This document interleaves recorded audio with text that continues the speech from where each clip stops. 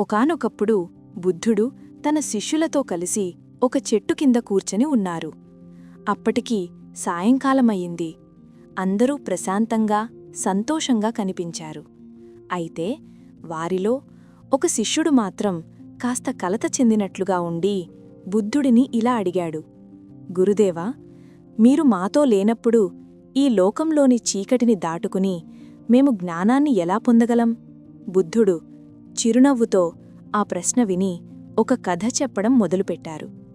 ఒక దూర గ్రామంలో ప్రయాణంలో ఉన్న ఇద్దరు బాటసారులు కాసేపు విశ్రాంతి తీసుకుని తమ ప్రయాణాన్ని కొనసాగించడం కోసం ఒక చిన్న సత్రంలో ఆగారు.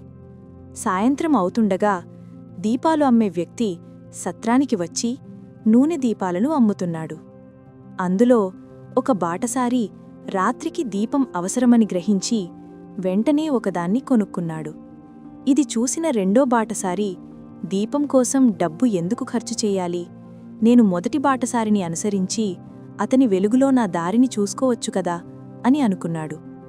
సూర్యుడు అస్తమించి చీకటి పడినప్పుడు మొదటి బాటసారి తన దీపాన్ని వెలిగించి తన గమ్యం వైపు బయలువేరాడు.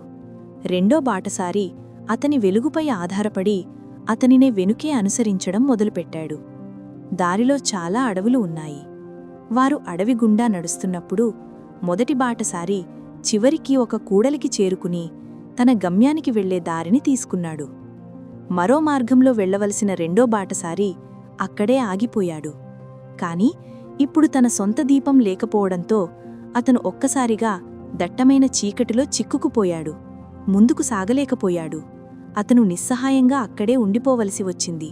దురదృష్టవశాత్తు అతను ఆ రాత్రంతా అడవిలో ఒక చెట్టుపై చీకటి మరియు భయంతో గడపవలసి వచ్చింది.